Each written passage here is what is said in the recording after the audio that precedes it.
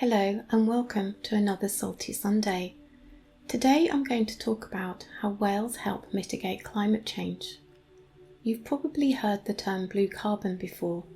It's basically the carbon that gets captured by our oceans and coastal ecosystems, which sounds really cool. But what does that actually look like in practice? Well, the ocean has three carbon storage mechanisms. The first storage mechanism is through aquatic plants, algae, and phytoplankton absorbing carbon dioxide when they photosynthesize. The second mechanism is by locking carbon inside the bodies of marine animals.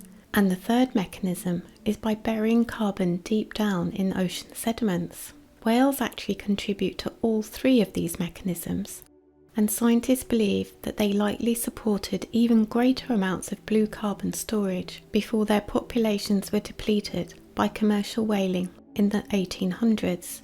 Another good reason to protect and not hunt these incredible creatures. But exactly how do whales contribute to blue carbon? Well, one way is by simply storing it in their giant bodies. Being incredibly large and long-lived, they store greater quantities of carbon in their bodies for longer than smaller animals.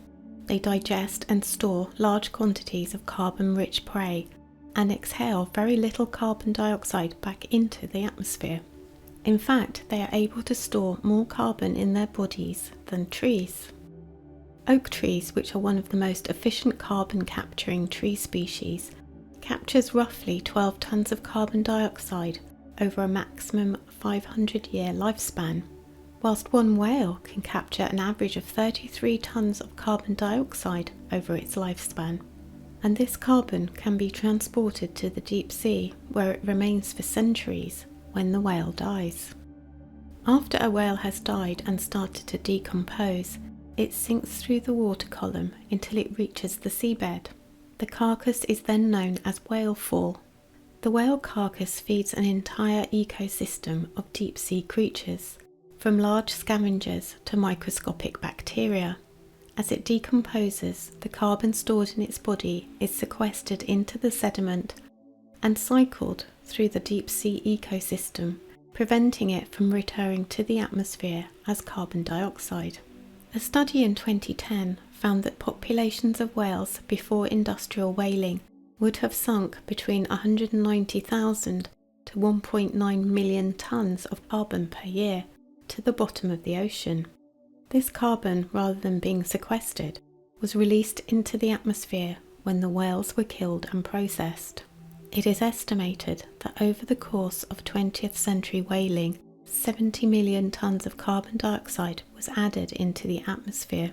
But exactly how much carbon gets buried and locked away is unknown. To unravel this mystery, researchers have collected 40 cores of sediment from along the Antarctic Peninsula, one of the richest habitats for marine life in Antarctica.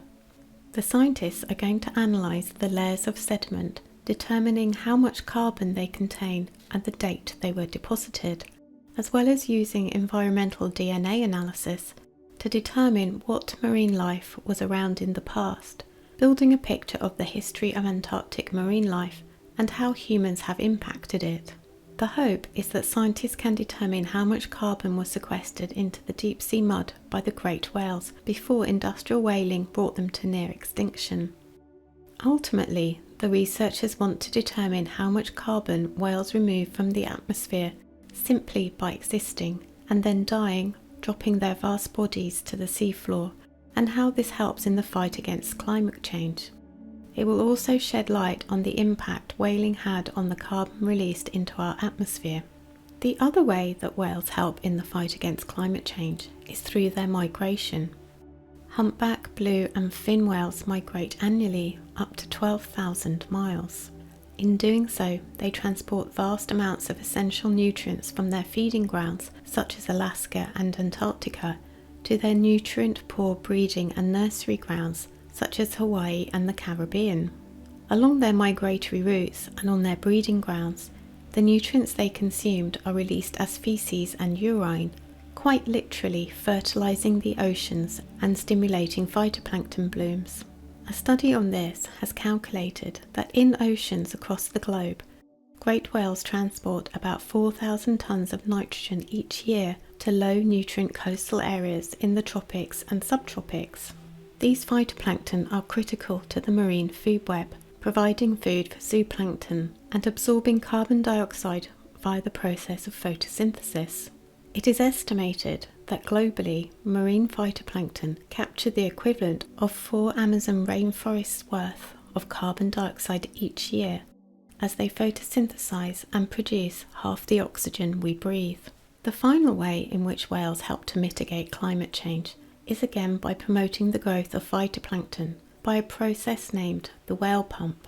Some species of whales, such as sperm whales, dive deep in search of their prey.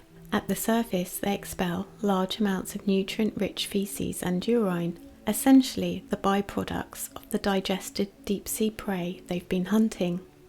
These nutrients, such as nitrogen, phosphorus and iron, stimulate those all-important phytoplankton blooms.